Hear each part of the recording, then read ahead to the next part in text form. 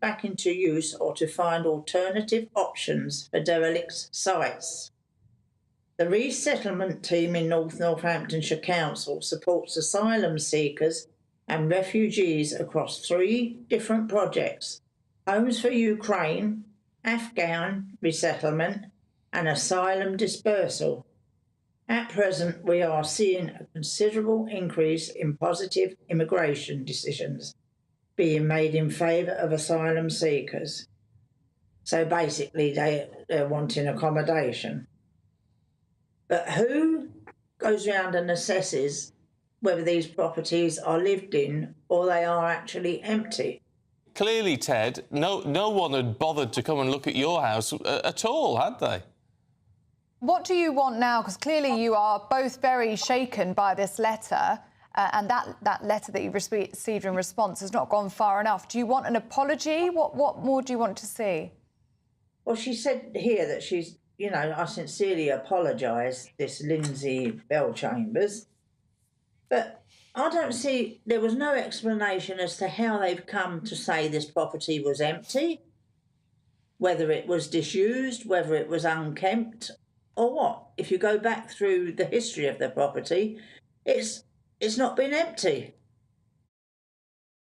I'm Christopher Hope. And I'm Gloria Di Piero, bringing you PMQ's live here on GB News. Every Wednesday, we'll bring you live coverage of Prime Minister's questions when Rishi Sunak and Sir Keir Starmer go head-to-head in the House of Commons. We'll be asking our viewers and listeners to submit the questions that they would like to put to the Prime Minister, and we'll put that to our panel of top politicians in our Westminster studio. That's PMQ's live here on GB News, Britain's election channel.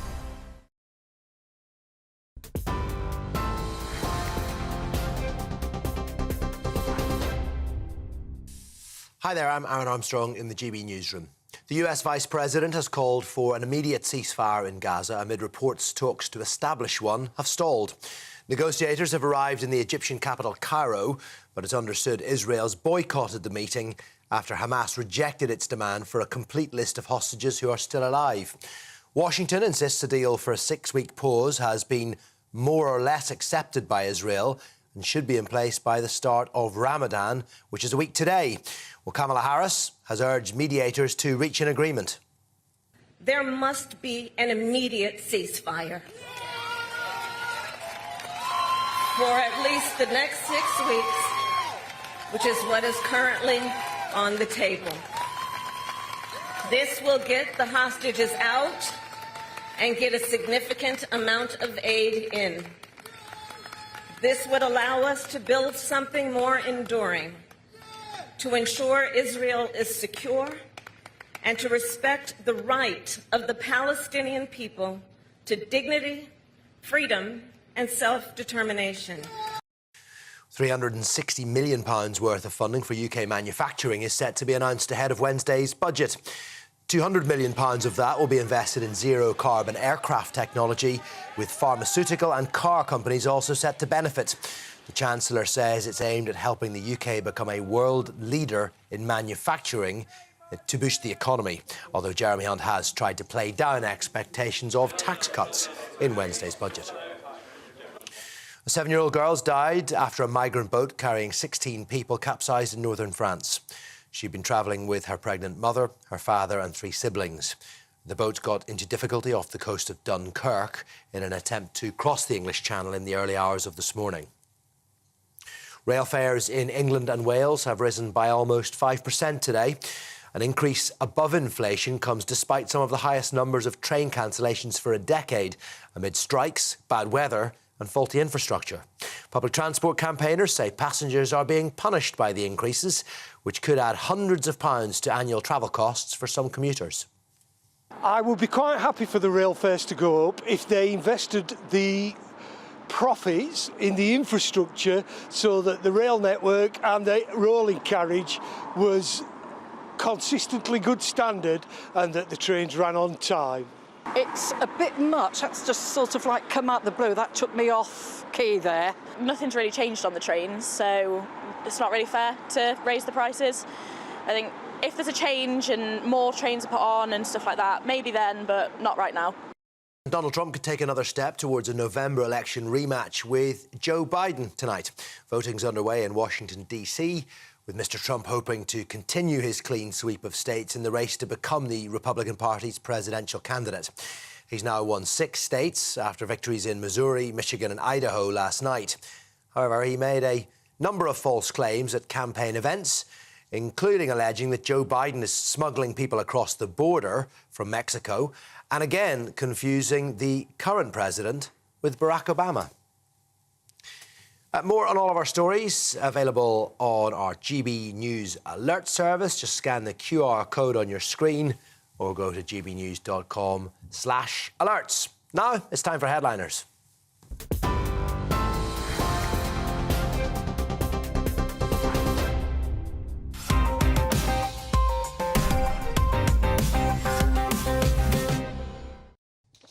Hello and welcome to Headliners, your run through tomorrow's newspapers with 3 comedians. I'm your host, Stephen Allen, here with Josh Howie, a proud member of the Jewish community, who sat next to Paul Cox, who calls himself a gammon, which feels like a hate crime. Well, people called me a gammon. It just depends how often I eat him. You don't. When can you eat gammon? Are we talking in a sexual sense? We're always talking. I eat turkey gammon, so I'm okay. Right, let's go for a quick look through Monday's front pages. The Daily Mail has cash for care jobs visa scam. The front page of The Telegraph says police solve no burglaries in half of country. At The Times, Hunt looks for $9 billion to balance his budget. The Guardian goes with budget plan risks forcing UK into second lost decade, Hunt warned. The Eye, Hunt fuels Tory jitters of election budget light on tax cuts. The Daily Star, the Big Mac Daddy. Those are your front pages.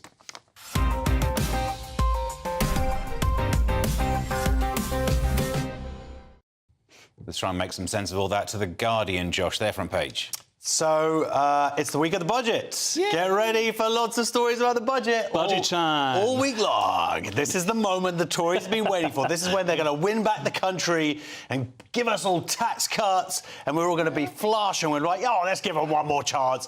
Or not.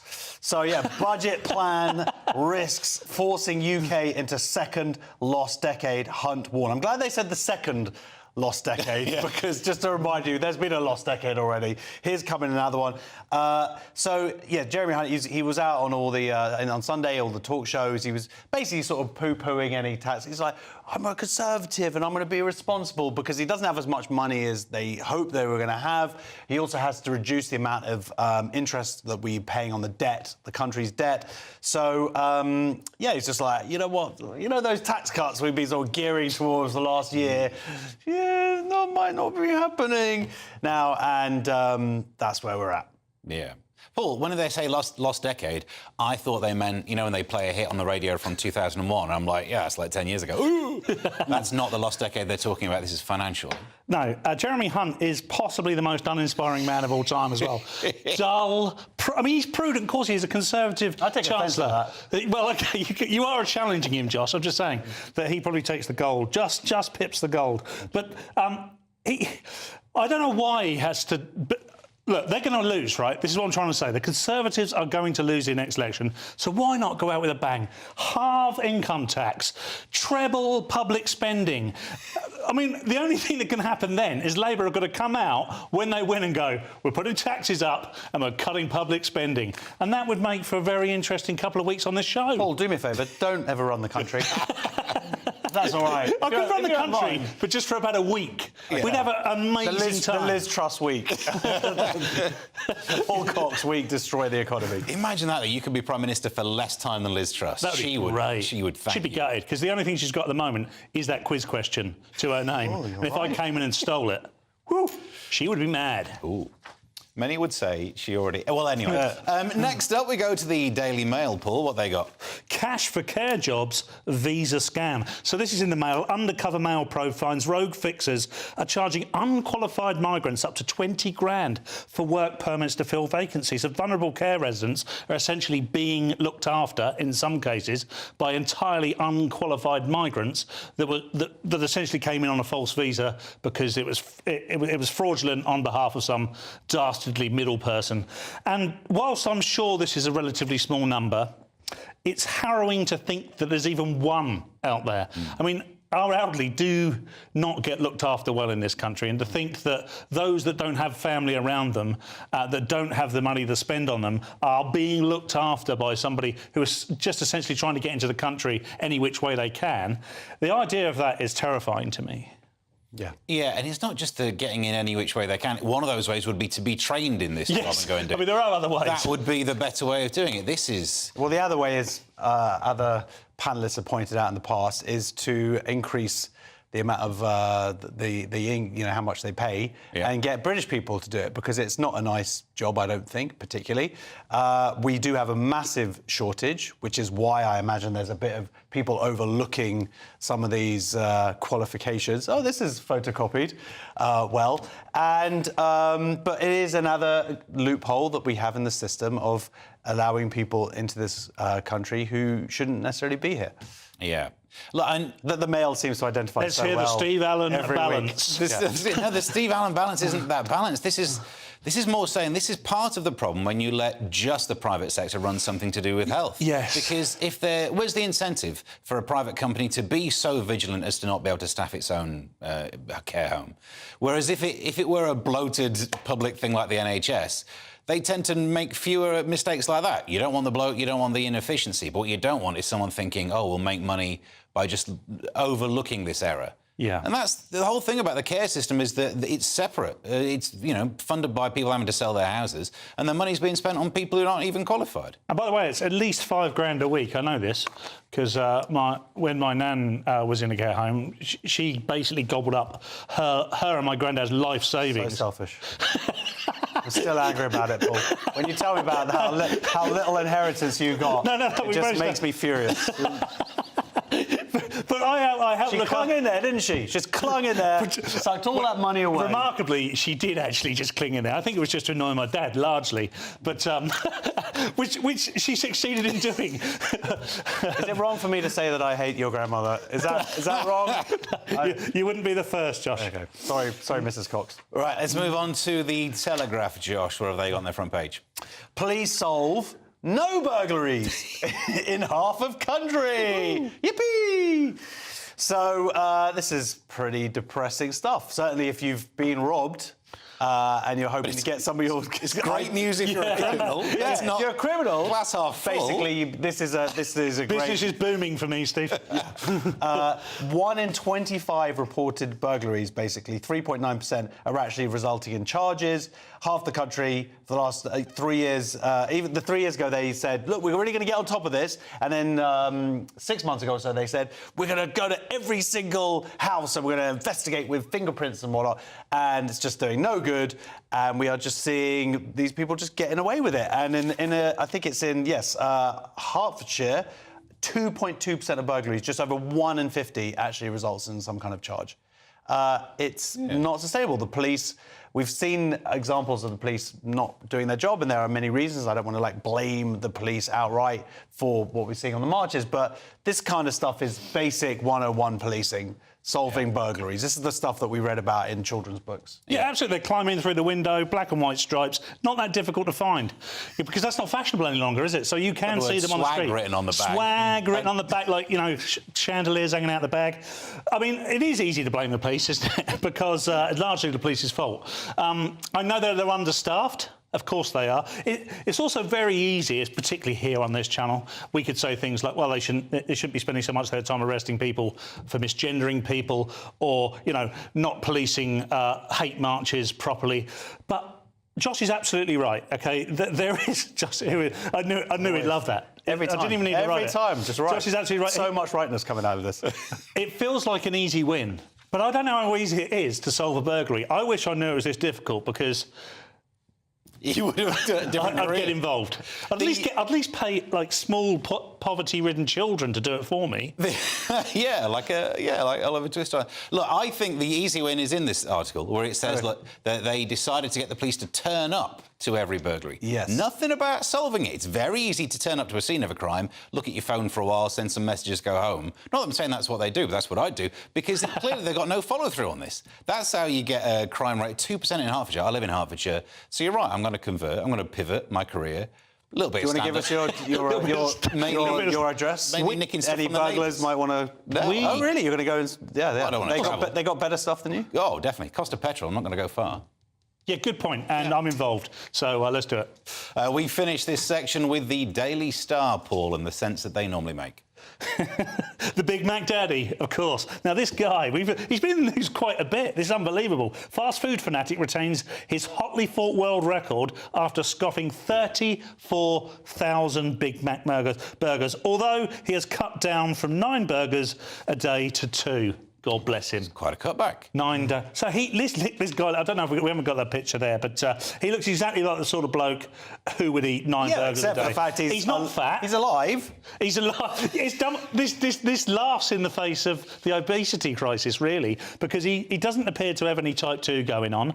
I mean, he has got the rather. It's got a lot of salad in the Big Mac. If it was a quarter pounder with cheese, he might be in real trouble. But the Big Mac has a little bit of lettuce in it. Yeah. Gherkins. In there. He has, to be fair to him, cut out the fries as well. He's just on the Big Macs now. Right. There's no fries.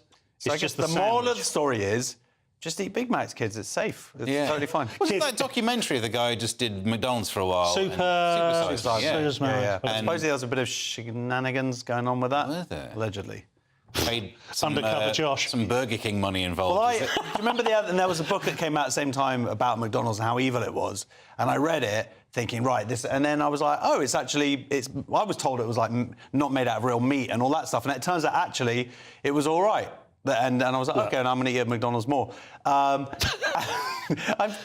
being paid by Big Mac. There's nothing wrong with McDonald's, is there? A double Big Mac. I live off McDonald's, and look at me.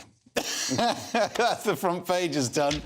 Join us after the break for extremism, political division, war in the Middle East and COVID. We've got the full set. We'll see you in a sec. Big news, big debates, big opinion. Patrick Christie's Tonight is the week's biggest show. Every weekday, 9 to 11 p.m, we've got the inside track on the day's top stories. There'll be sharp takes you won't get anywhere else. We will set the news agenda, not just follow it, and I want to bring you along for the ride. Whatever it is, we'll have our finger on the pulse. It's news, but it's this close to entertainment. Patrick Christie's Tonight, 9 to 11 p.m, only on GB News, the People's Channel, Britain's news channel. Farage, Monday to Thursday from 7 p.m. We're always told that there is a huge need for care workers in Britain. We're always told that the salaries just aren't big enough against the benefit system for British people to want to do that work. And there probably is some real truth in that. And yet, if up to 25% of those that come are acting illegally, and it would seem, up until now, that in some areas, foreign care workers come in, but bring in almost the same number of family members with them, that we need to have a proper debate about this. I'm very pleased to be joined by Mike Padgham, chair of the Independent Care Group. If I accept those arguments for a moment, how can it be that the system is so lax that up to 25% are found by the Inspector of Borders and Immigration to be working illegally? Well, good evening to you, Nigel. It was good to join you. I mean, those figures are shocking to me. When I looked at it today, when I saw that 275 visas that had been issued to a care home that didn't even exist, and a further over 1,000 people joined a company that only had previously 4 staff in it, it makes me wonder the bureaucracy of the Home Office didn't think to check that these companies exist in the first place, because it should be quite straightforward. If people are providing care, they're regulated by the Care Quality Commission. It's a simple phone call to check and double check. Sadly, there seems to have been very many loopholes at the beginning. I believe that's been tightened now, but I can't understand it, because all the providers that are doing it in the proper way have to go through quite a rigmarole to actually get approved, and it takes months. So it beggars belief that this has happened and people have been approved for a company that doesn't even exist. I'm Michelle Dewberry, and I'm not here to tell you what to think. I'd much rather hear what you have to say. So send in your opinions to gbviews@gbnews.com. Keep them clean, and you never know, I might read them out. With my panel here on Jubes & Co, we debate, we get stuck into the issues of the day on a show where all views are welcome, especially yours. GB News, the People's Channel, Britain's news channel.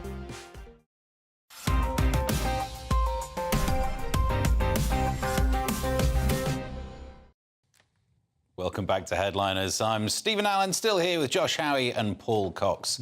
To the Times, Josh, undermining British values is to be considered extremism. Finally, we're going to lock up those queue jumpers. That's exactly the first thing I wrote. Yeah, of course it is. That's basically what it's about. How do you define British values? Yeah, I've written that now. Next story. That's the next story. Moving on there.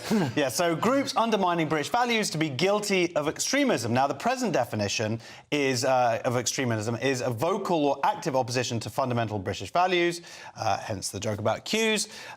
They're looking to change it to actions that undermine the country's institutions and all the values, because the reason why this is important is that actually gives the government the power to do something, which is at the moment they can exclude people from government or council funding, be barred from working with public bodies. So if they put through this new definition, they're going to have to get half the civil service to quit. I don't know who's going to run the country, but what we're seeing overall, for a week, is, and we're seeing it across Europe, and you're having these liberal democracies are sort of somewhat presented with the dilemma of maintaining what keeps us a liberal democracy and those freedoms, and at the same time they're being threatened by these seemingly outside forces, even though they're in, and we saw that obviously over the last few weeks with the what I would call the hate marches, but we've also seen it with things like Just Stop Oil and attacking MPs' homes and whatnot. France is getting tough, and they just kicked someone out basically straight away, and they said, right, this guy was like, the French flag is satanic. They're like, right, see you later, you're on a plane. And that's kind of stuff. You have to be careful, though, of course, not to throw the baby out without the Islamic extremists. Yeah. So it's an issue. And one of the other things they're going to do, is they're drawing up a list of foreign extremist preachers who'll be banned from entry to Britain. But it's like, what, you've been letting them in already? You're on the list. And the first thing I would do is go look. We've got all this insane footage of mosques and these hate speech coming out of mosques. If any of them aren't UK citizens, on a plane, goodbye.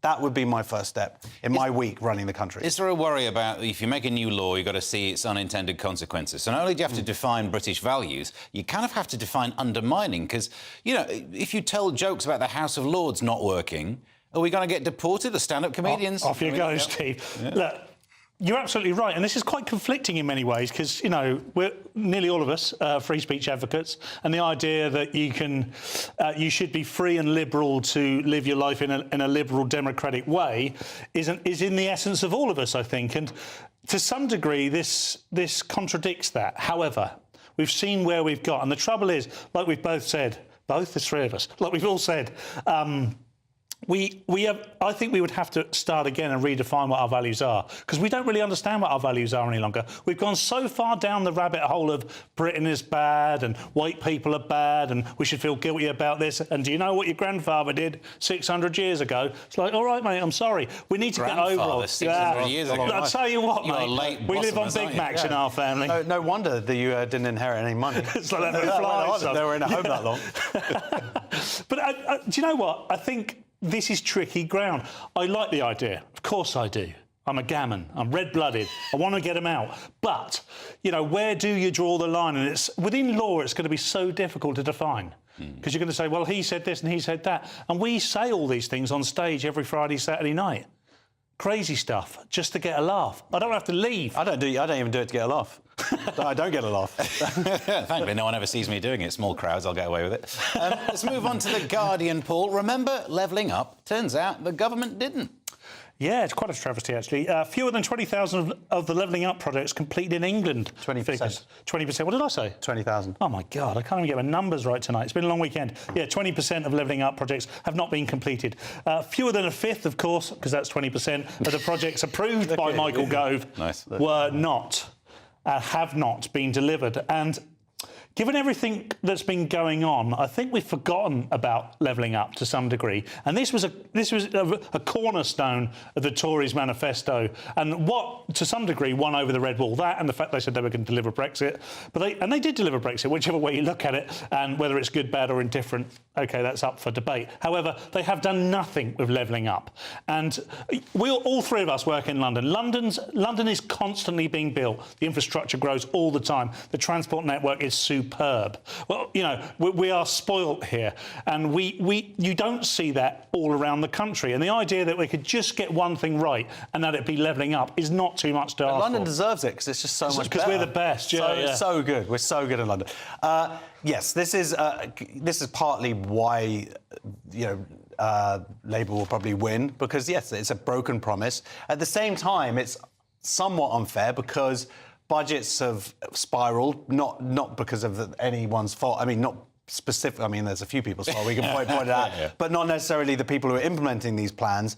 And these are good ideas, like things like an industrial centre in Grimsby and regeneration of Bedford's train station. All this stuff does matter. But the other thing is that it just takes years. So maybe the Tories should be commended for putting in more long-term planning, which is what's massively failed over the last 20 years. And actually, so unfortunately, they're not going to get the benefit of it and get the votes for it. But some of these schemes are going to be finished in a year, in 2 years, and they are going to make people's lives better. We need to see more transparency in policies and manifestos, though, don't we? When you got a manifesto pledge that says we're going to level up, you need to define that. I know it's not popular to go, we're going to level up over the next 57 years. Yeah. That doesn't really work. But if that's the case, that's the case. And to say how you're going to do it isn't too much to ask for either. The same applies to whoever's in next. I cannot wait to see the Labour's manifesto, because they have been saying for 13 years how much better they're going to do it, and I can't wait to see how they're going to do it, because the Conservatives are very prudent with their money, whereas Labour is not famous for being that way. I've got to be honest, I don't disagree with you there. There's councils in Essex, Tory council, they spent loads of money on solar panels that didn't work and whatnot. So I think the problem is across the board. But we'll see, as you say. OK. The Telegraph, Josh, Labour promises to take back Rochdale from George Galloway by fielding a great candidate. What did you think of that before? I know, what crazy. Great idea. Guys, Labour, they're so smart. Labour pledges to regain Rochdale from division-stoking George Galloway. Now, the reason why George Galloway essentially won was because Labour pulled out their candidate, because it turned out he did some anti-Semitic things, and you'd think that they would be on top of it. Now, they eventually pulled the candidate, I think a little bit too late.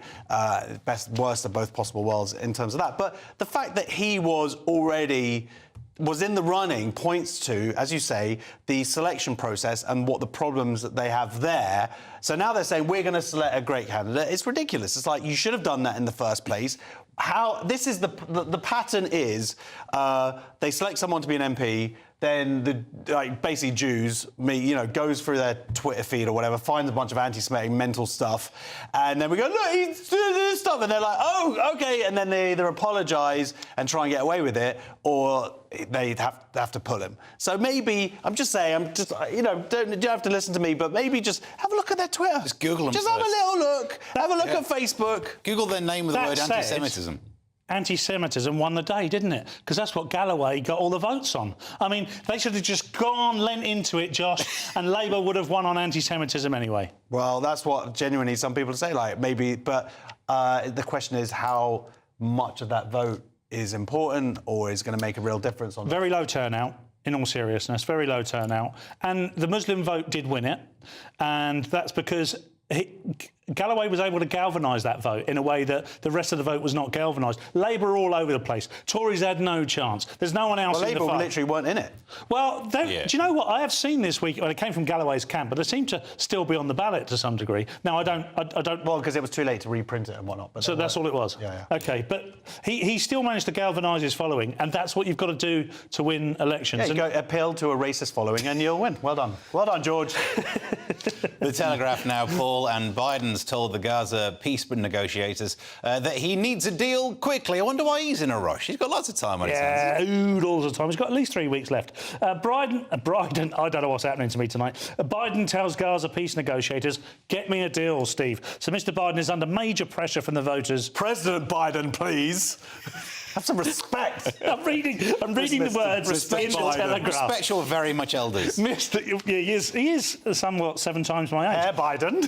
Mr Biden, President Biden is under major pressure from voters over the US alliance with Israel. And of course he is. I can imagine he is. This was always going to be a very difficult political issue for President Biden because inextricably USA and Israel are linked. Israel have the USA to thank for its, Nope, that's not true. OK, we'll get back to that in a minute. Let's do it from an uneducated perspective. 0.9% of their GDP, and when Israel was created, America didn't give them any weapons or help out at all, and they won the war by themselves. But anyway, whatever. Facts. Facts. That just reminds me about 2008 when he used to finish every sort of sentence with facts. All right, I'm dated. No. That's modern to me. But look, I don't know what he's going to do because what he's got is now he's got an electorate. He's got a constituency within the USA that is driven by the woke and progressive agenda, which have decided that Israel is bad. Without any real education on the matter, Israel bad. Hamas, terrorists, good. OK, that's the decision they've made. He needs to galvanise that lot to win the next election. Trump is just going to play through that, no worries whatsoever. He won't even have to commit to anything. He might even turn around and say he's going to pull all the money out, and that would probably win the vote, because there are a lot of people on the right within America who just see it as a waste of money in the same way they see Ukraine. I disagree with that. The right don't see it as a waste of money. The right are particularly pro-Israel, and Trump has been pro-Israel, to be fair to him.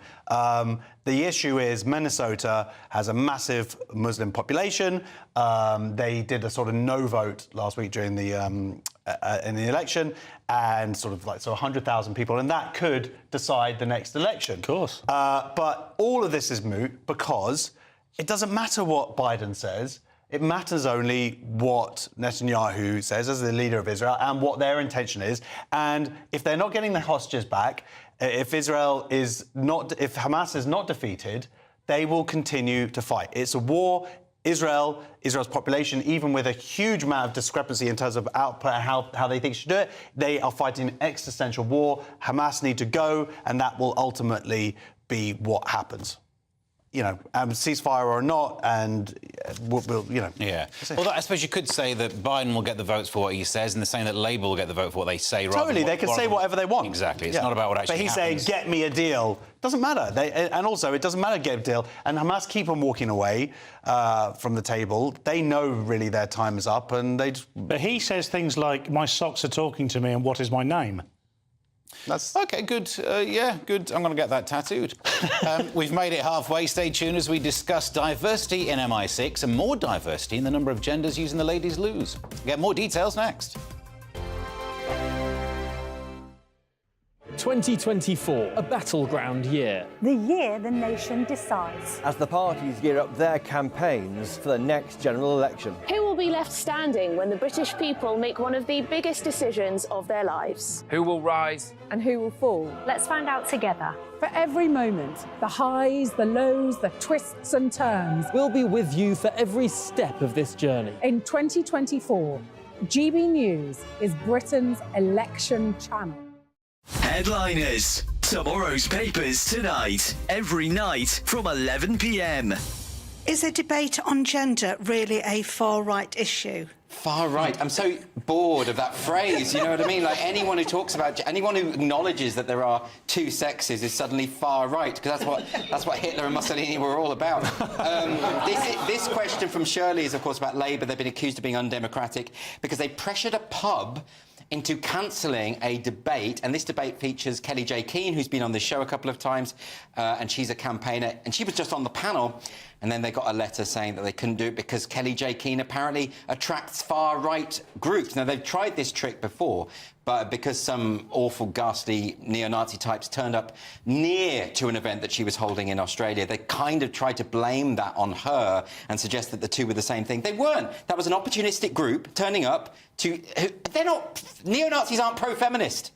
They're not pro an event called Let Women Speak. That's just ridiculous. New Zealand's TV blurred her touching her zip because they said that her touching her zip was a far-right dog whistle because she's making that symbol. Yeah, but she wasn't making the symbol, she was just adjusting a zip. Yeah, and also, this isn't a far-right symbol. I mean, that was incredible because she obviously wasn't making that symbol anyway. She was just adjusting a top. But this New Zealand news channel blurred out the hand so that they could pretend that it was some horrible ghastly... Yeah. I mean, this is learning stuff, isn't it? She's talked about having voted Labour in the past. She's so not far right. But also, I mean, even if she were right-wing, which she isn't, why would they be banning a panel where there's a discussion about one of the most important issues of our day? What are Labour playing at here? They're anti-democratic, aren't they? They're just kind of playing whack-a-mole with things they don't like. I think maybe I'll write to the pub and say I do want to see Kelly J. Keane there. Yeah, but they won't listen to you well, if you no, say that, will they? Because you've got the unfashionable opinion, Chris. Well, I'm the unfashionable workplace.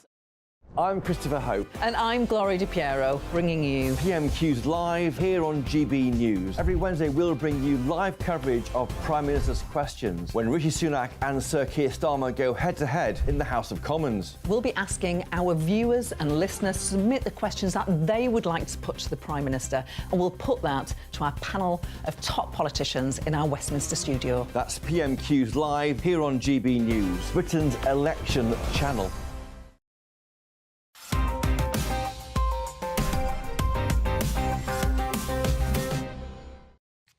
Welcome back to Headliners, to the Telegraph poll. And man secretly filming in Ladies Loo says he's female, because that would make the filming OK. Crack on.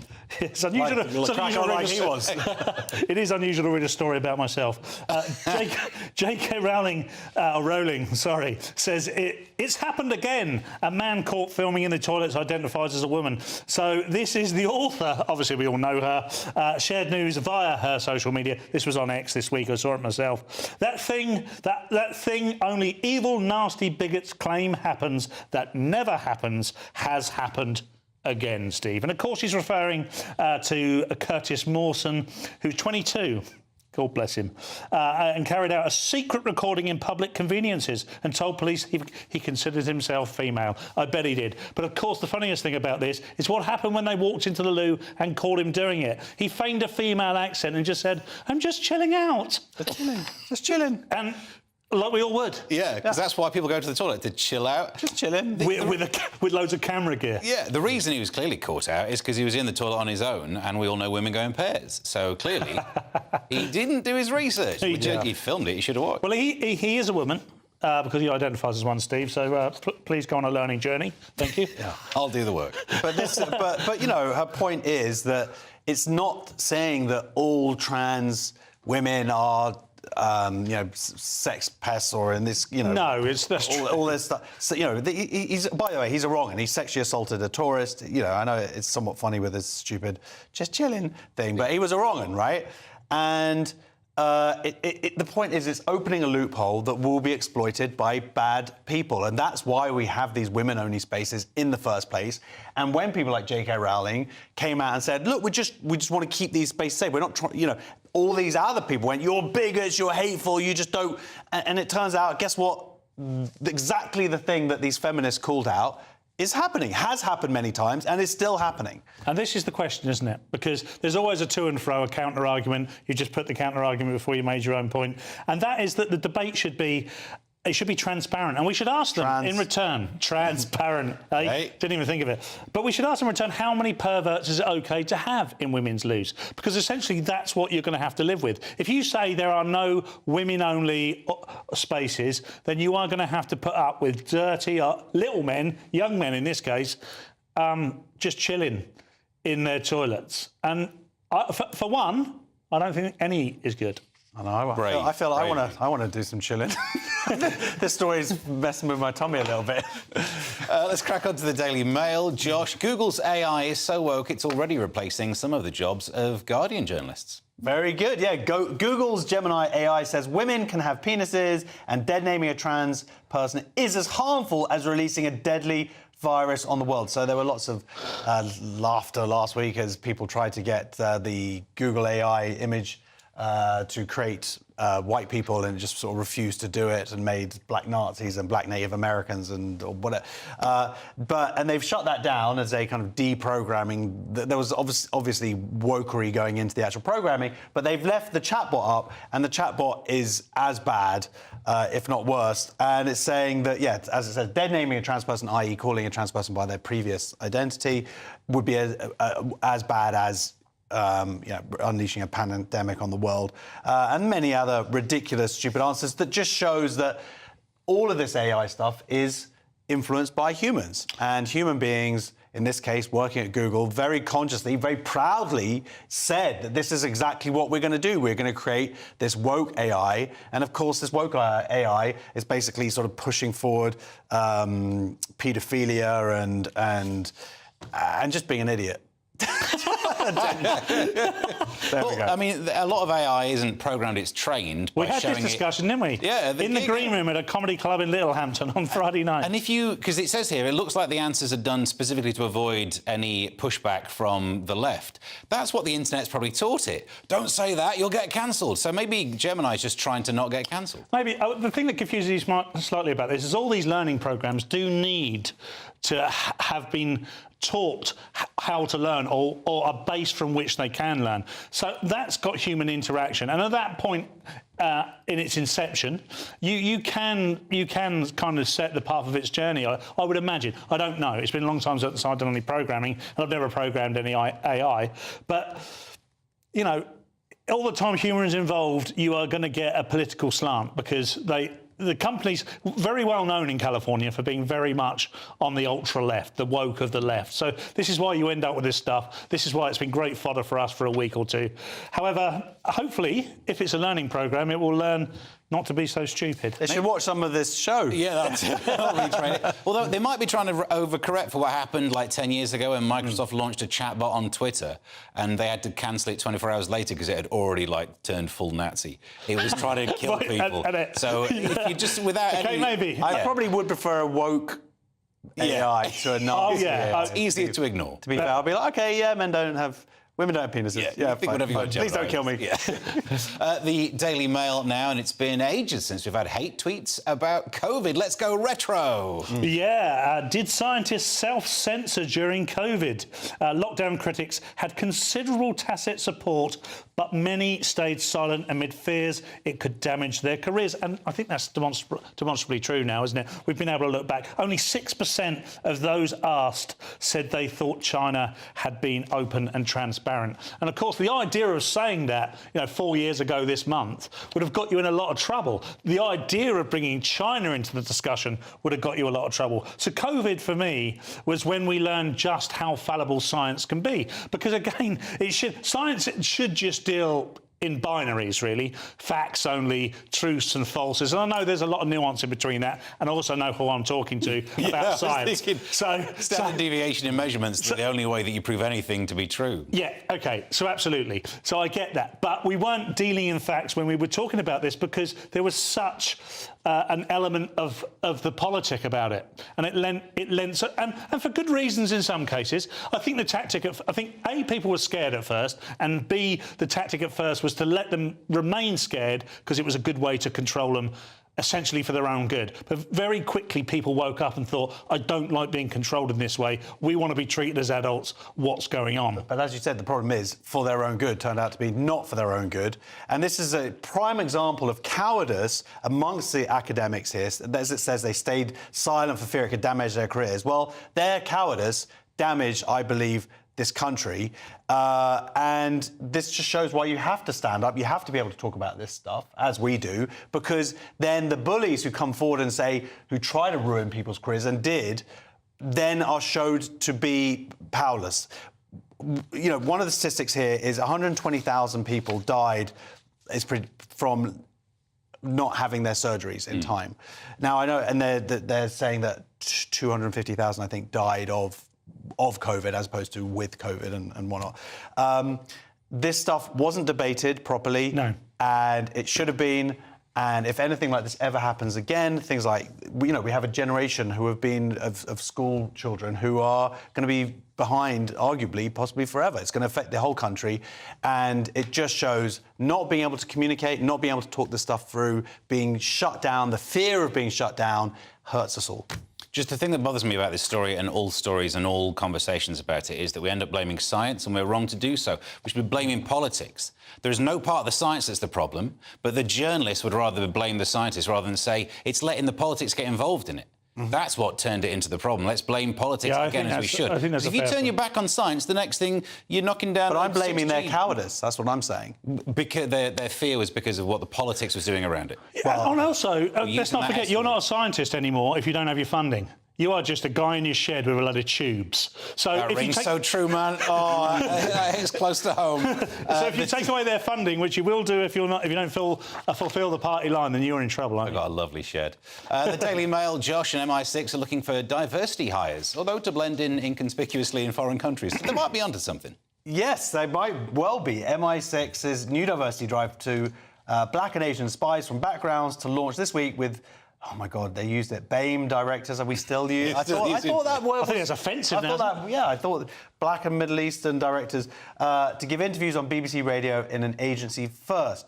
So, of course, the image of James Bond, that's what some people think. But, yes, of course, James Bond is going to slightly stick out like a sore thumb in certain environments. Sure. It totally makes sense to hire people from a multitude of backgrounds, and also to, as much as it does, to balance it with hiring the best people for the job. So there's nothing wrong with this, and doing sort of targeting, that's how you bring in this necessary, arguably, diverse workforce. Of course, the issues become when and we've seen this with the Royal Air Force, where they try and go, we're going to increase our diversity figures, we're going to hire less able people over because we want to... Yeah. Largely white people they were pointing out at first, weren't they?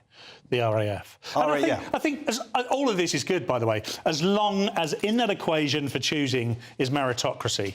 Because on all counts, of course, you need people from all backgrounds as spies. You know, if you're trying to infiltrate a dodgy mosque, you don't want someone like me turning up trying to figure out where to put me shoes. So, of course, we need these things. Lovely. Just one section left to go. Stay tuned for how to hug women, how to have cheap pastimes, and how buying around is triggering. And that's why I never do it. That's my excuse anyway. More in a minute. Wake up to the headlines with Headliners every morning at 5 a.m. We treat you to the day's biggest stories before anyone else, 7 days a week. You can catch up on everything you need to know before you've even had your kippers. Headliners every morning at 5 a.m. only on GB News, the People's Channel, Britain's news channel. I'm Jacob Rees-Mogg, and this is GB News, Britain's news channel. Sir Jacob Rees-Mogg's State of the Nation, Monday to Thursday from 8 p.m. You're now in exile. I imagine it wouldn't be safe for you to go back to Russia. Can I ask you if you feel safe personally, and what do you think can be done to remove Putin, or is he going to be there for as long as he wants? I think that is, of course, fundamental question. It is there should be pressure inside Russia and outside. Inside Russia right now, it's impossible because Putin put all leaders in jail, and some of us just abroad. You know, just two were already killed. Mr. Nemtsov, Boris Nemtsov, my friend, my collaborator on my party, was killed on the walls on Kremlin. Alexei Navalny was killed in jail and in the camp. And that is, the people live in fear to identify themselves as protesters, to identify themselves as against Putin's regime, etc. That's why today there is no chance for opposition to rise inside Russia. But outside, of course, this war against Ukraine, that is the fundamental issue for all foreign leaders. And in fact, just support of Ukraine and not to let Putin to destroy Ukraine, to defeat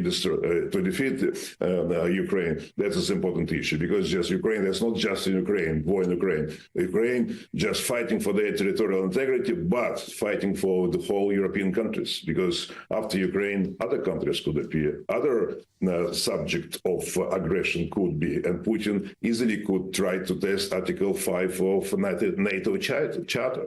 It could be one of the small countries of Baltic states.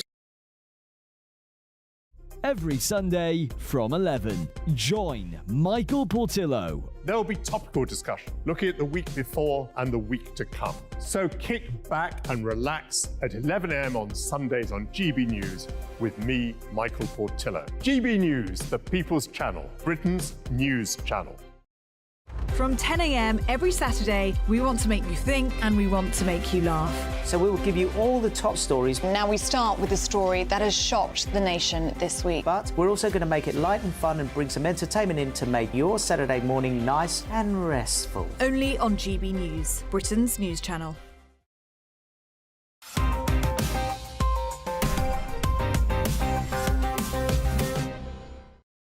Welcome back to Headliners to the Express, Josh. And I just need to say, we're about to talk about trigger warnings. If you find such things to be upsetting, please look away now.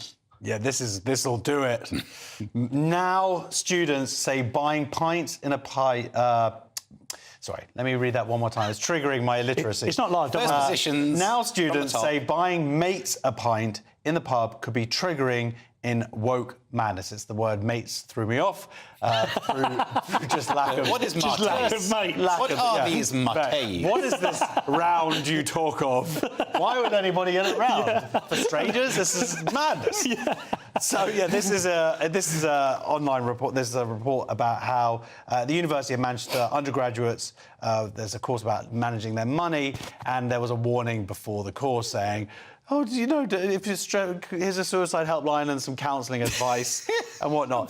So it is ridiculous. Yeah. Obviously, it ties into the wider movement of these kind of microaggressions and triggering and whatnot, which is essentially making our uni students to be this snowflake generation, which is that. Could you imagine though, if you're in a lecture and they say you can leave now, we're going to say we are talking about buying around. No one's ever going to drink with you ever We've all again. met people who would have loved to have had this 20 years ago. It's absolute horse sausage, isn't it? I mean, I've never thought that national service is needed more than now. And I do sound like a boomer gammon when I say that, of course I know. But buying around is a microaggression. Well, it depends when in the evening it is, because it definitely gets to a point where, you know, when you're in the third time round and then it's like, wait a minute, the pub's closing and there's no way I'm going to get all the way back around to me again. Like, I'm just... You know, we don't talk about mega aggressions enough, I think, because this sort of thing. If you just, exactly. If you just, some people think the technique is to stay at the back of the round, so you never have to get one. Of course, it's not. Buy the first one when you get in. Take the hit. You always remember buying the first one. That's the thing. You've got to get in there when they're sober and be like, "Hey guys, this first round of me. Look, everybody, I buy around." Totally agree with you. I literally raced down the road to get that first round. Then tweet about it. The Times poll, the cost of living crisis means that many of us have had to give up our pastimes, which is good for me, because apparently mine was going to make me go blind. Me watching you do it did make me go blind. Who can afford a hobby these days, asked the Times. Why pastimes are a thing of the past. Now, because this is in the Times, it reads like it's you know, a blog or somebody's diary. It says things like, with music lessons, gyms and horse riding, many are having to make do with free activities such as running instead. I mean, are you having me on? I mean, you can. There's so many things you can do that are. I mean, we all essentially get paid to do our hobby. We all. When you start out in stand-up comedy, you do not get paid for years. You just trample around the country doing it, and then someone says you're getting good enough to get paid now at about year 4, and then you go. All right, sorry for you. Year 12. Yeah. But you know, by the way, this is written from the third person from a lady called Camille Crisson. She says horse riding was always a passion for Camille Crisson. Her family owned a pony when she was growing up. Horse ridery name ever, isn't it? Camille Crisson. Yeah, exactly. When she was growing up in Brittany. Now, I know it could be more horsey if his middle name was.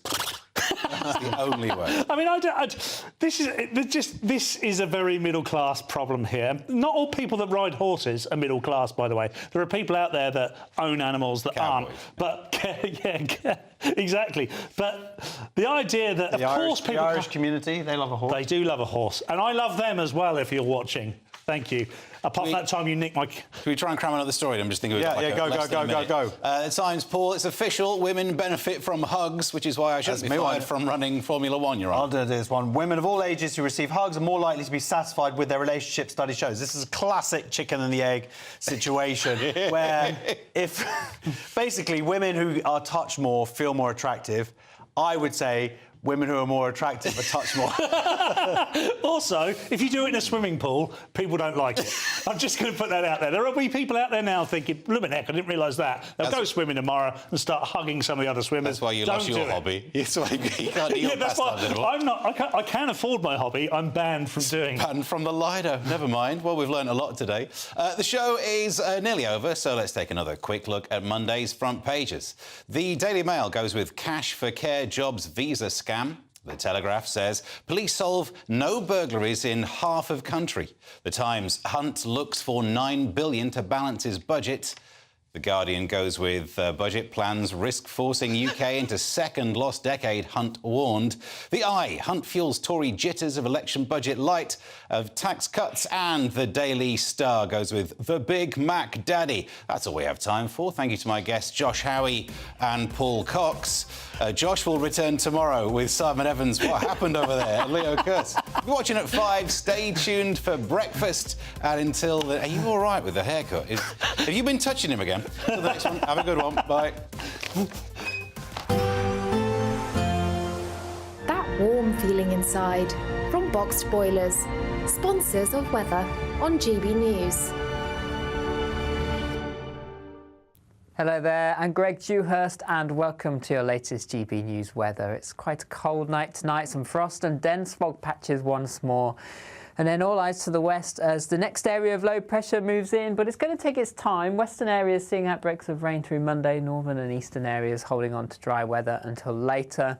This evening, though, skies are clearing and temperatures are starting to fall away overnight. We'll see quite a widespread frost developing. Where winds are light, we'll see some mist and fog patches forming. Freezing fog patches as temperatures fall below freezing in the countryside. So there could be some tricky travelling conditions first thing, particularly across central southern parts of the UK. Further west, however, the winds start to increase, outbreaks of rain start to push in, and then this slowly moves north and eastwards through the day on Monday. Some heavier bursts in there possible, though parts of Scotland, northern and eastern parts of England will stay dry for much of the day. Plenty of sunny spells here, and the winds coming in from the south, temperatures lifting a little higher than the weekend, highs around 12 Celsius in the best of any brighter weather in the south.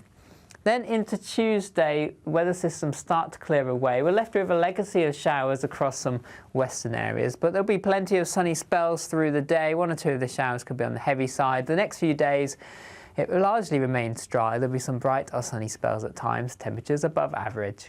Looks like things are heating up. Boxed Boilers, sponsors of weather on GB News.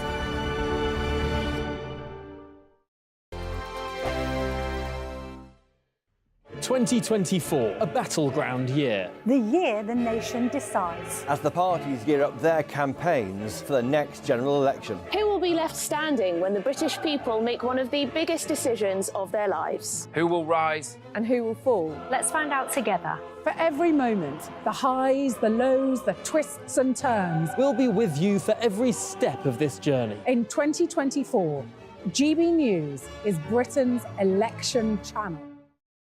Nana Queer, weekends from 3 p.m. So after his mad dash to see his father last week, Prince Harry predictably went on TV to talk about it. He gave his first interview to Good Morning America, whilst apparently being filmed by a crew that were doing a documentary on the Invictus Games. He didn't disclose his father's diagnosis, but frankly, even the fact that he was on TV talking about it was concerning. No wonder they're keeping him at arm's length. This is what he said.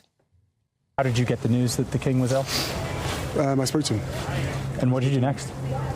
I jumped on a plane and went to go and see him as soon as I could. How was that visit for you emotionally? Look, I love my family. The fact that I was able to get on a plane and go and see him and spend any time with him, I'm grateful for that. An illness in the family can have a galvanizing or sort of reunifying effect for a family. Absolutely. Is that possible in this case? Yeah, I'm sure. Throughout all these families, I see it on a day-to-day basis. The strength of the family unit coming together. He also said that he loves his family, but then he said that he had his own family in America. So which family does he love? The late Queen's last few years of life were marred with accusations of racism, which Harry later backtracked on, claiming that they hadn't actually used the word, so inadvertently admitting to gaslighting us all. But the Sussex's stock is falling in the States, and the only thing that makes them interesting is their proximity to the royal family. And now the King is ill, Harry has even offered to muck in and take on official duties to help his father. Look, I want to see reconciliation and love and joy, but I'm afraid Meghan has yet to even speak to her father as far as we know, and Harry didn't apparently even reach out to his brother. Whilst his dad might fall for it, I doubt William will be as soft. Good luck with that, Harry. I'm Christopher Hope. And I'm Gloria Di Piero, bringing you PMQ's live here on GB News. Every Wednesday, we'll bring you live coverage of Prime Minister's questions when Rishi Sunak and Sir Keir Starmer go head-to-head in the House of Commons. We'll be asking our viewers and listeners to submit the questions that they would like to put to the Prime Minister, and we'll put that to our panel of top politicians in our Westminster studio. That's PMQ's live here on GB News, Britain's election channel.